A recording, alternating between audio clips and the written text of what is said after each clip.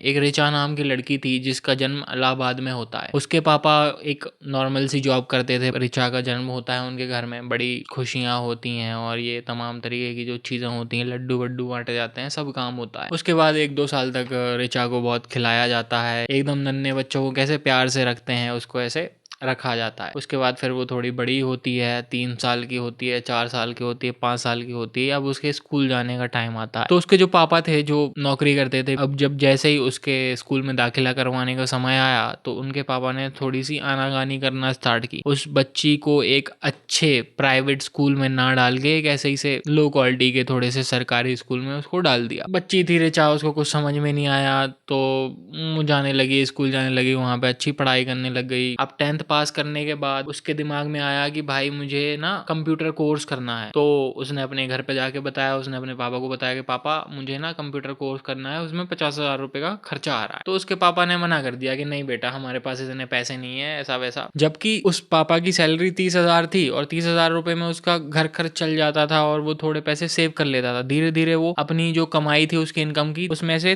थोड़ा सा पैसा वो सेव करते जाता था हर महीने। अब मैं आगे बताऊंगा वो क्यों सेव कर रहा था। चलो फिर जैसे तैसे उसने अपना मन मार लिया, 11वीं 12वीं पास करी। अब 12वीं पास करने के बाद वो कहती है कि मुझे कॉलेज जाना है। तो घर वाले कहते हैं ठीक है, ऐसे ही नॉर्मल से कॉलेज में कहीं दाखिला करवा दिया। बट उसने कहा कि नहीं यार, मुझे एक अच्छे एग्जाम की तैयारी करनी है और जिसके लिए पैसे लगेंगे, मुझे एक अच्छे कॉलेज में जाना है। उसको कैट की प्रिपरेशन करनी थी क्योंकि उसको MBA करनी थी एक अच्छे कॉलेज से। बट उसके पेरेंट्स ने उसको सपोर्ट नहीं किया, पेरेंट्स ने उसके पैसे नहीं दिए। और जैसे ही वो 25 साल की होती है, उसके जो पापा थे वो एक लड़का ढूंढना स्टार्ट कर देते हैं। तो अब वो समाज रिश्तेदारों में सबसे पूछें कि यार मेरी बिटिया जवान हो गई, उसने ये MA की पढ़ाई की। उसके पापा ने MA करवा दी थी क्योंकि उनको ज़्यादा पैसे लगाने नहीं थे और कोर्स भी करवाना था, तो MA वगैरह करवा दी थी ऐसे कोई सस्ते से कॉलेज से। तो अब वो पूरे समाज रिश्तेदार में बताते फिरेंगे यार मेरी बेटी ने MA करी है, अब उसके लिए एक अच्छा वर ढूंढना है, हमें एक संपन्न वर हमें ढूंढना है जो हमारी बिटिया से शादी कर सके, उसका ख्याल रख सके, तो हम अपनी बिटिया को जल्दी से जल्दी विदा कर सके। क्योंकि बिटिया तो पराया धन होती है, बिटिया को तो कोई पैदा ही नहीं करना चाहता ना हमारे देश में। फैक्ट बात बता रहा हूँ, हमारे देश में लड़कियां कोई पैदा नहीं करना चाहता, वो तो बस लड़का पैदा करने की प्रोसेस में पैदा हो जाती हैं। तो जैसे ही वो 25 साल की हुई, उसके पापा ने लड़का ढूंढना चालू किया और जैसे तैसे एक अच्छा लड़का मिल गया। सरकारी नौकरी करता था, ठीक ठाक पैसे कमाता था, 40-45 हजार रुपए की उसकी सैलरी थी। तो उसके पापा को बहुत ज्यादा पसंद आया वो लड़का कि अरे हम तो अपनी रिचा की शादी इससे ही करेंगे। रिचा ने कहा कि नहीं पापा, मुझे नहीं करनी, अभी मुझे और पढ़ाई करनी है, ग्रोथ करनी है, अपने करियर में आगे जाना है, मुझे बहुत कुछ करना है, मेरे जीवन के लक्ष्य अलग हैं, फ्यूचर में अगर करनी होगी तो मैं आपको बता दूंगी। बट उसके पेरेंट्स मानते ही नहीं है, जबरदस्ती उसकी शादी करवाने पे तुल जाते हैं और धीरे धीरे 1 महीना होता है, 2 महीना होते हैं और उसकी शादी सेट हो जाती है। अब जो उसका पापा जो उसकी पढ़ाई के लिए आनाकानी कर रहा था, कट ऑफ कर रहा था, पैसे की कटौती कर रहा था, उसके पास पता नहीं अचानक से 25-30 लाख रुपए कहाँ से आ जाते हैं उस बिटिया की शादी करने के लिए। अब बात ये थी कि जो पैसा वो बचा रहा था, समझ रहे हो, जो पैसा वो बचा रहा था अपनी लड़की की एजुकेशन से कटौती कर रहा था, उसको अच्छी फैसिलिटी देने से कटौती कर रहा था। वो लड़की कहती थी कि पापा मुझे गर्मी लग रही है, मेरे सब दोस्तों के यहाँ पे AC लगी है बट आप AC नहीं लगवा रहे हो। पापा टाल देते थे कि नहीं यार हमारे पास इतने पैसे नहीं है। बट पैसा था, जितना भी था उस टाइम पे वो 30,000 की सैलरी में वो एटलीस्ट 15,000 रुपए सेव करता था। तो उस चीज से उसने कटौती करते करते करते करते, अब ये माइंडसेट देखो आप, माइंडसेट का खेल है ना ये। 10-15 साल के अंदर वो पैदा होने से लेकर 25 साल तक उसने कम से कम 25 से 30 लाख रुपए सेव कर लिए, जो कि पैसा उसकी पढ़ाई में लगाना चाहिए था, उसकी ग्रोथ में लगाना चाहिए था, उसके एकेडमिक्स में लगाना चाहिए था, जीवन जीने के लिए देना चाहिए था ताकि वो लड़की अपना जीवन संवार सके। बट इनके फादर साहब ने क्या किया कि वो पैसा बचाया। अब शादी का टाइम आ गया, भाई दूल्हे राजा की डिमांड थी कि मुझे तो 10 लाख रुपए कैश चाहिए और शादी आप 15 लाख की करोगे और 5 लाख का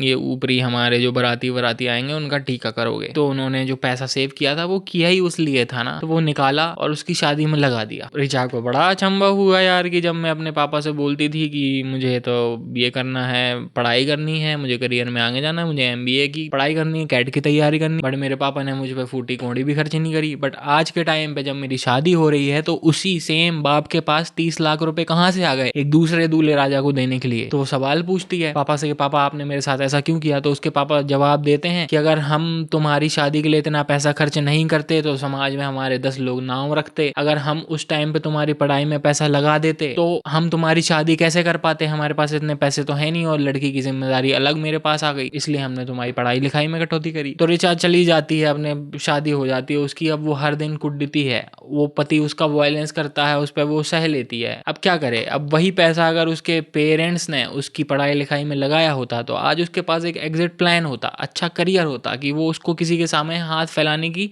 जरूरत नहीं पड़ रही है। और यही हाल है हमारे भारत के 99.9% लोगों का। वो शादियों में अनाप शनाप पैसा खर्च करते हैं। ये तो सिर्फ ऋचा, सिर्फ एक लड़की की कहानी थी। हमारे भारत में 90% लड़कियों के साथ ऐसा ही होता है। जब वो पैदा होती हैं उस दिन से ही उनके माँ बाप फैसिलिटीज में कटौती करते हैं, उनकी पढ़ाई लिखाई में कटौती करना स्टार्ट कर देते हैं, ताकि एक दिन वो सारा पैसा बचाकर उस दूल्हे राजा को दे दें। तो आज के वीडियो में हम डिस्कस करेंगे कि भारत में लोग शादियों में अनाप शनाप पैसा खर्च क्यों करते हैं और इतना ज्यादा शो ऑफ क्यों करते हैं, इनकी क्या वजह है। इसमें मैं आपसे 4 पॉइंट डिस्कस करूंगा, और जो रोनाल्डो ने अभी जो चीज की उसके बारे में भी आपसे डिस्कस करूंगा कि उसने अभी शादी कर ली है अपनी गर्लफ्रेंड से। सबसे पहले पॉइंट पर हम आते हैं कि रोनाल्डो ने अपनी गर्लफ्रेंड से शादी कर ली है, जो कि आपने थंबनेल में देखा होगा, मैंने थंबनेल में वही लगाया है। और शादी कर ली वो तो ठीक है, अच्छी बात है, बट उसने शादी किस तरीके से की। उसने सिर्फ 15 लोगों को इनवाइट किया। एक इंसान जिसकी नेटवर्थ 1.4 बिलियन डॉलर है, वो चाहता तो अपनी शादी में अनाधुन्न पैसा फूक सकता था, जितनी उसकी मर्जी, एक ग्रैंड वेडिंग कर सकता था। तो आप क्यों नहीं कर सकते भाई? आपको क्या चुल मची है कि आपको 10 तरीके की आतिशबाजी करनी है, और कहीं जेसीबी से दूल्हा आ रहा है, कहीं 10 मर्सिडीज पीछे चल रही हैं, उसके पीछे उसका कॉन्वॉय आ रहा है, तब तुम शादियां कर रहे हो, कितना पॉल्यूशन कर रहे हो। सब्यसाची का तुम लहंगा पहन रहे हो, 10-10 लाख के तो लहंगे आ रहे हैं, दूल्हे की शेरवानी आ रही है 2 लाख रुपए की। और ऐसा नहीं कि आपके पास बहुत पैसा है, आपके पास इतना, आप कैपिटलिस्ट हो और आपके पास अखम पैसा है जो आप अपनी शादियों में बर्बाद कर सकते हो, शादियों में उड़ा सकते हो, आपको कोई फर्क नहीं पड़ता। आप एक मिडिल क्लास फैमिली से आते हो, आपके पास इतना ज्यादा पैसा नहीं है जितना आप शो ऑफ करने में दिखाते हो। अगर एवरेज निकालें कि एक इंडियन वेडिंग में कितना खर्च होता है, तो वो होता है 39.5 लाख रुपीस। और भारत के लोगों की आमदनी कितनी है पर मंथ? 25 से लेके 33,000 रुपए। सालाना कितना हुआ आप कैलकुलेट कर लेना और कमेंट में बता देना। और इस आमदनी के साथ एक एवरेज इंडियन शादी में 40 लाख रुपए कैसे खर्च कर रहा है, मुझे नहीं आ पा रही समझ में। और एकदम अननेसेसरी खर्चे हैं ये, एकदम वेस्टफुल इंडस्ट्री है। आप जो पैसा फूक रहे हो उसमें उसका आरओआई बिल्कुल जीरो है, रिटर्न ऑन इन्वेस्टमेंट। मतलब वही बात है ना कि फिर जो गरीब हो ना आदमी, वो सारा अपनी आदत से गरीब हो, क्योंकि जब ब्रिटिशर्स ने तुम्हें लूटा था तुम्हें कुछ छोड़ कर नहीं गए थे। अब धीरे धीरे तुम्हारे पास पैसा आ रहा है तो तुम कहीं गाड़ियां खरीद रहे हो, कहीं शादी में बर्बाद कर रहे हो। तो वही बात है ना कि तुम किसी गरीब आदमी को 2 करोड़ रुपए दे दो एक साथ, जिसने कभी 10,000 रुपए ना देखे हो अपनी जिंदगी में, और वो एक साथ 2 करोड़ देखेगा तो वो क्या करेगा। जैसे अभी वो एक केस हुआ था कि नोएडा के पास कुछ कॉलोनियां कटी थी, वहां एयरपोर्ट बना था, वहां पे तगड़ा मुआवजा मिला लोगों को, बट उनने वो खावड़ा डाला भाई। 10-10 करोड़ 20-20 करोड़ रुपए मिले थे, उनने सफा चट कर गए वो 2-3 साल के अंदर। किसी ने फॉर्च्यूनर खरीद ली, किसी ने घर बनवा लिया, अब वो फॉर्च्यूनर की सर्विस भी नहीं करवा पा रहे। तो वही बात है कि गरीब आदमियों के हाथों में जब थोड़ा सा पैसा आता है, ये जो मिडिल क्लास लोगों के हाथों में थोड़ा सा पैसा आता है, वो ऊट पटांग चीजों में उड़ाते हैं। घर बनाने का सिस्टम भी मुझे समझ में नहीं आता भाई। यूएसए में लोग घर खरीदे, अदर कंट्रीज में लोग घर खरीदे तो वो समझ भी आता है, क्योंकि वहां पर रेंटल्स बहुत हाई हैं। बट इंडिया में तो कोई तुक ही नहीं है घर खरीदने का। यहाँ पे रेंटल्स इतने सस्ते हैं कि आप आसानी से अपने जिंदगी भर ये गुजार सकते हो। अब तुम कहोगे कि मकान मालिक मुझको परेशान करता है, तो भाई अपना खाली करो और दूसरी जगह। फिर कहोगे भाई सामान बहुत ज्यादा है हमारे पास। वही तो सवाल है कि तुम क्यों मटेरियलिस्टिक बने हुए हो कि भाई तुमने इतना सामान, अपने एक बैग में सामान भरो और जस्ट मूव करते रहो मेरी तरह। मेरे पास मेरे सिर्फ एक बैग बराबर कपड़े हैं, ज्यादा कपड़े नहीं है, उतना ही सामान है और ये काम करने का सामान है। जहां भी जाना होता है भाई मूव करता हूं मैं। मैंने जीवन में कभी नहीं सोचा कि मुझे घर खरीदना है और शादी करनी है। मैं जीवन में कभी शादी नहीं करूंगा। तो अब यहाँ पर हम बात करेंगे कि हम भारतीय, हमारी आदत क्यों है अपनी औकात से बाहर खर्चा करने की शादियों में। तो इनके हम पॉइंट्स डिस्कस करेंगे, जिसमें कि पहला पॉइंट आता है सोशल स्टेटस। सबसे बड़ा पॉइंट यही है भाई, सोशल स्टेटस, कि लोग क्या कहेंगे। हमने उसकी शादी में खाया तो हमें भी खिलाना पड़ेगा, हम उसकी शादी में नहीं गए तो वो हमारी बिटिया की शादी में नहीं आएगा। अरे चाचा जी क्या कहेंगे कि तुमने बताओ कैसी शादी करी है, एक लौती तो तुम्हारा बेटा है, एक लौती तो तुम्हारी बिटिया है, उसकी शादी में भी तुमने इतना खर्चा नहीं किया, उसकी शादी भी तुमने ऐसे ही टाल दी। बताओ दूर वाली रामपुर वाली बुआ क्या कहेंगी, और आस पड़ोस के लोग क्या कहेंगे कि तुमने अपने बच्चों की ऐसी शादी करी है। और सोशल स्टेटस यही खत्म नहीं होता, क्योंकि हम इंसान है भाई, हमें दूसरों से कंपेयर करने की आदत है वो हमारे इनबिल्ट है कि कोई हमसे आगे ना निकल जाए, हम उससे आगे होने चाहिए। अगर उसने अपनी शादी में 20 लाख रुपए खर्च किए हैं तो मैं अपनी शादी में 50 लाख रुपए खर्च करूंगा। उसने 50 लाख किए हैं तो मैं अपनी शादी में 1 करोड़ खर्च करूंगा। और ये हमारे समाज में एक ऐसी धारणा भी तो बन गई है कि अगर तुमने अपनी शादी में 2 करोड़ रुपए खर्च नहीं किए तो तुम तो इंसान कहलाने लायक नहीं हो, तुम अनसक्सेसफुल हो, तुम्हारा जीवन व्यर्थ है, तुमने अपने जीवन में कुछ किया ही नहीं। ये सारी समाज के द्वारा धारणा बनाई गई है। तो इंसान मजबूर हो जाता है सोशल वैलिडेशन के लिए, क्योंकि ये सारे सामाजिक लोग हैं। भारत में सबसे ज्यादा सामाजिक लोग हैं, उनके लिए समाज बहुत बड़ा रॉकेट साइंस है जिसके हिसाब से वो चलते हैं। उनकी खुद की कोई ओपिनियन नहीं है, उनकी खुद की कोई आइडियोलॉजी नहीं है, तो वो जैसा देखते हैं वैसे ही फॉलो करते हैं। और उनके अंदर अहंकार इतना ज्यादा है, ईगो इतना ज्यादा है कि वो अपने आप से आगे किसी को देख ही नहीं सकते। तो भाई वो शादियां करते हैं, लोन लेके शादियां करते हैं, तमाम तरीके की तरकीबें लगाते हैं कि हम कैसे बेहतर शादी कर सकते हैं। तो ये सोशल स्टेटस की चीजें हैं, ताकि भाई हमारे नाम हो कि हमारे खानदान में हमने अपने बेटे की शादी ऐसी करी थी, उसमें ये जिसमें धुआं निकलता है, फिर दुल्हन की एंट्री होती है, ऊपर से फूल बरसते हैं, ये सारे सिस्टम हमने लगवाए थे। खाने में हमने 50 तरीके के मेन कोर्स लगवाए थे। बताने के लिए ही तो है, उसका क्या तुक है? एक रात में आप पूरा पैसा फूक रहे हो, उसका कोई तुक है क्या? और जिन लोगों को आप खाना खिला रहे हो वो आपको मैटर करते हैं क्या? भाई नहीं करते। आधे से ज्यादा लोग तो आप जानते नहीं हो जो आपकी शादी में आ रहे हैं, वो बस आपने इस चक्कर में बुला लिए हैं कि भाई ये हमें नहीं बुलाएंगे इनके बच्चों की शादी में। शादी एक पर्सनल इवेंट है, तुम दोनों के बीच में क्या होने जा रहा है ये किसी को बताने की जरूरत नहीं है। और ये सारी चीजें तुम दिखा रहे हो, वीडियो रिकॉर्डिंग कर रहे हो, बरमाला डलवा रहे हो, फिर मेहंदी हो रही है, डांस हो रहे हैं, डांस सिखाने के लिए कोरियोग्राफर आ रहे हैं, हजारों लाखों रुपए ले रहे हैं आपको डांस सिखाने का। इसका कोई तुक है? हर एक चीज की तुम प्रदर्शनी लगा रहे हो, हल्दी की, मेहंदी की, डांस की, और शादी की, फेरों की, तमाम तरीके के लोगों को न्योत के। तो भाई सुहागरात का भी टेलीकास्ट कर दो ना, उसका भी वीडियो बनवा लो, उस पर तो व्यूज आ जाएंगे और अच्छे व्यूज आ जाएंगे। हो सकता है जो तुमने शादी में पैसा खर्च किया है उसका रेवेन्यू भी जनरेट हो जाए। वो क्यों नहीं करते? उससे तो और ज्यादा वैलिडेशन आपको मिलेगा। भाई छोड़ दो ये सारी चीजें,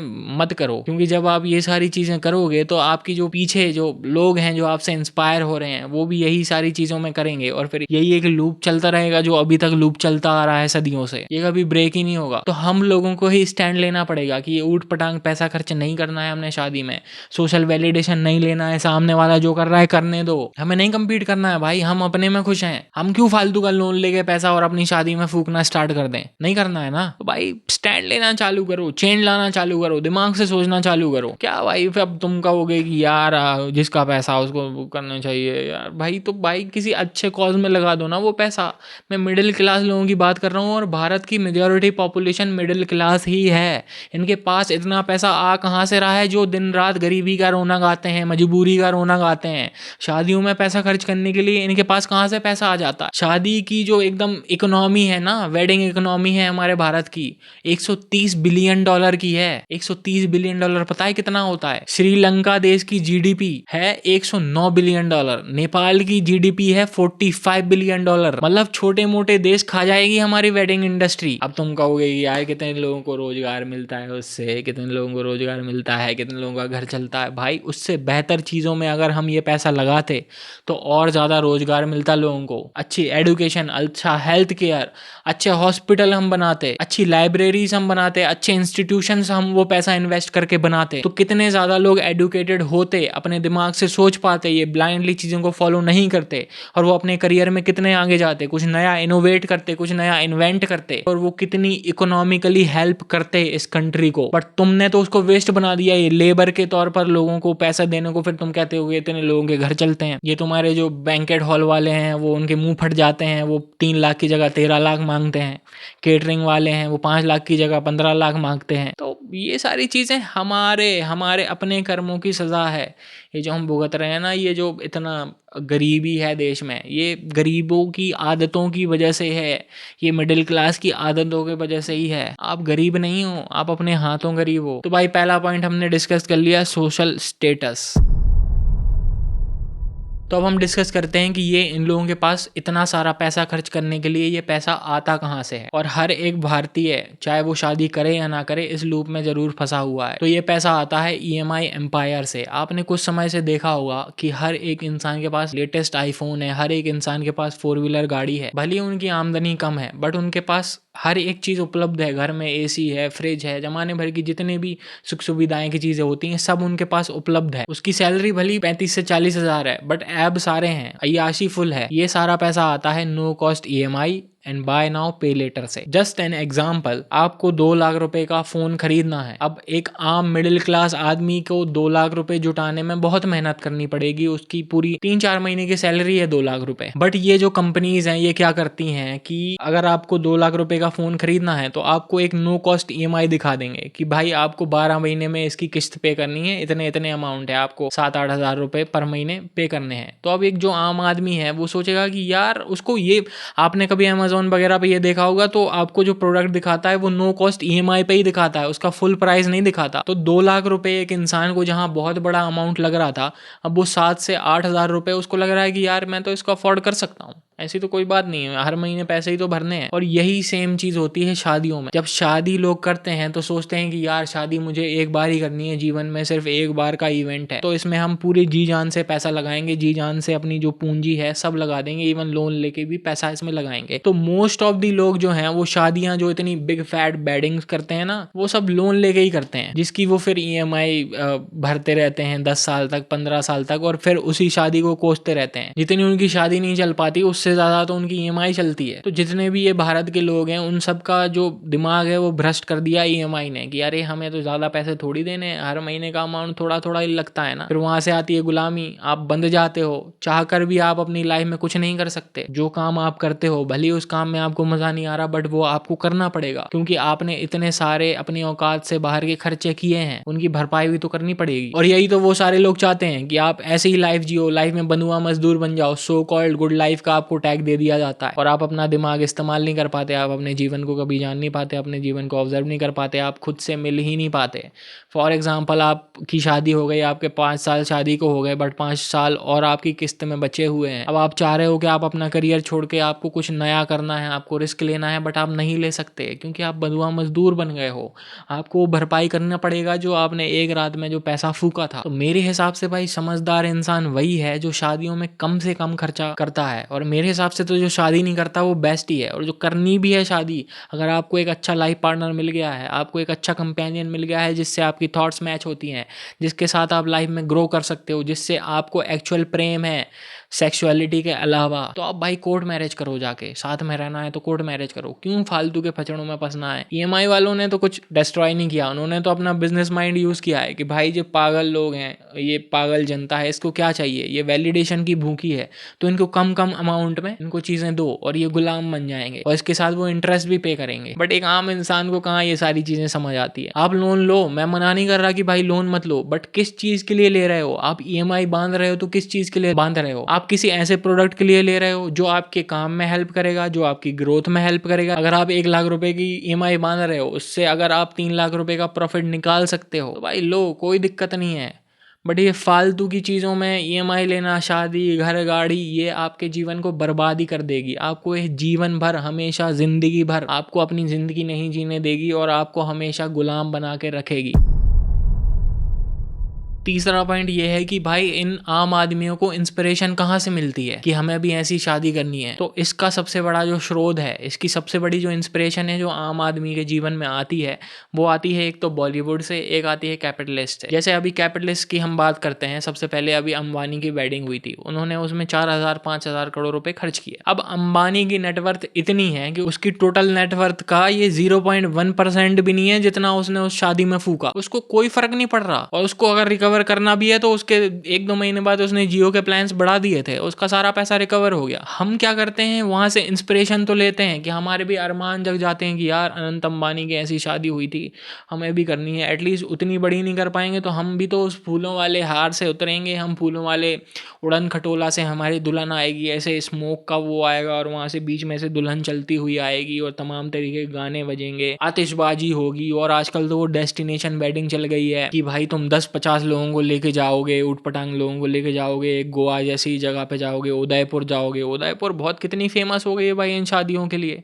ये क्यों हुई है, उदयपुर फेमस क्यों हुआ है शादियों में? बॉलीवुड ने ये जवानी है दीवानी, वहां से उसके बाद ये जवानी है दीवानी लोगों ने देखी, उसके बाद से हर किसी का सपना बन गया कि भाई हमें तो उदयपुर में ही अपनी शादी करनी है, क्योंकि हमें भी तो उनकी तरह बनना है ना। हम भले उनकी तरह मेहनत ना करें, हमारे पास भले ही इतना दिमाग ना हो, हमारे पास सोचने की उतनी क्षमता ना हो, मगर हमें उनके भोग विलास जो वो चीजें कर रहे हैं वो हमें जरूर फॉलो करना है, जरूर हमें उनकी तरह भोगना है। क्या ये चीज है? खुद की लाइफ ऑब्जर्व तो करो। तुम एक आम आदमी से पूछो, राह चलते किसी से ही पूछ लो क्यों शादी करनी है, वो बोलेगा हाँ करनी है। पूछो क्यों करनी है, सब करते हैं, मुझे भी करनी है। क्यों, कैसी करनी है? हमें भी अच्छी शादी करनी है, हमें भी एकदम राजा बनना है। तो इसका इंस्पिरेशन कैपिटलिस्ट से ही आ रही है, जो उन्होंने ग्लोरीफाई की है। और हमारे यहाँ के लोगों की कोई आइडियोलॉजी नहीं है, उनको सोचने की क्षमता बहुत कम है, वो बस फॉलो करना जानते हैं। हमें बचपन से ऐसे सिखाया गया है कि अच्छा वो बड़े हैं तो हमें उनके हाथ जोड़ के रहने हैं। ये पूछना नहीं सिखाया जाता कि वो बड़े क्यों हैं, हमें क्यों करना है। अगर वो चीज़ वैसी कर रहे हैं तो हमें भी क्यों करनी है। आपने देखा होगा कि जिसके पास पैसा होता है उसको ज़्यादा इज्जत मिलती है। क्यों मिलती है? भले ही वो इंसान गलत तरीके से भी पैसा कमाए, क्योंकि हमने ये करना सीखा है, हमने फॉलो करना सीखा है, हमने सवाल पूछना नहीं सीखा। हम अपने आप को एकदम लाचार समझते हैं और लाचारी में हम चाहते हैं कि हम भी वैसी जीवन जिए जो जी रहे हो। कहते हैं ना कि क्या गरीब का हक नहीं है ये सारी चीज़ें करने का? क्या गरीब का हक नहीं है अच्छी शादी करने का? क्या गरीब का हक नहीं है बच्चे पैदा करने का? नहीं है भाई। पहले पैसा कमाओ, पहले अच्छी चीज़ों में पैसा लगाओ, इन्वेस्ट करो, पहले इतनी वेल्थ बनाओ उनके लेवल की, तब जाके करो। तुम्हारी 2 कौड़ी की आमदनी है, उसमें तुम्हें शादी करनी है, उसमें तुम्हें बच्चे भी करने हैं, वंश आगे बढ़ाना है। वो तुम्हारी वजह से वो बच्चा और सफर करेगा, पता नहीं क्यों कर लेते हो। जीवन भर तुमने कुछ सीखा नहीं, अपने जीवन को ऑब्जर्व नहीं किया, कुछ नहीं किया, आत्मज्ञान है नहीं तुम्हारे पास। वो बच्चा और पैदा कर लोगे, उसमें क्या फीड करोगे? वही तमाम तरीके की घटिया चीजें फीड करोगे। वो भी फिर आके एनवायरमेंट के लिए एक वो करेगा, समाज के लिए एक और समाज का सपोर्टर आ जाएगा। और दूसरी जो चीज आती है वो बॉलीवुड से ही आती है कि हमारी जो भारत देश है उसने बॉलीवुड बहुत मास लेवल पे कंज्यूम किया है। पहले के जमाने में टीवी पे आता क्या था? बॉलीवुड की पिक्चरें आती थी, जो कि एकदम ऐसे प्रोजेक्टर लगा के तो पहले लोग देखते थे, पूरा गांव इकट्ठा हो जाता था कि अरे सलमान खान की नई पिक्चर आई है, अमिताभ बच्चन की नई पिक्चर आई है, राजेश खन्ना की नई पिक्चर आएगी। और उसमें पिक्चर में होता क्या है, ये एक लड़का रहेगा, एक लड़की रहेगी, लड़की उससे रूठ जाएगी, लड़का उसको मनाएगा, लड़की किसी और के साथ भाग जाएगी, फिर लड़का उसके गम में दारू पिएगा और फिर एंड में जाके वो उस लड़के को छोड़ देगी, फिर ये इसके साथ आ जाएगी और फिर बस उनकी अच्छे से शादी हो जाएगी। इतनी ही स्टोरी होती है। 70% बॉलीवुड मूवी की स्टोरी मैं अपने मुंह से बता सकता हूँ, जिन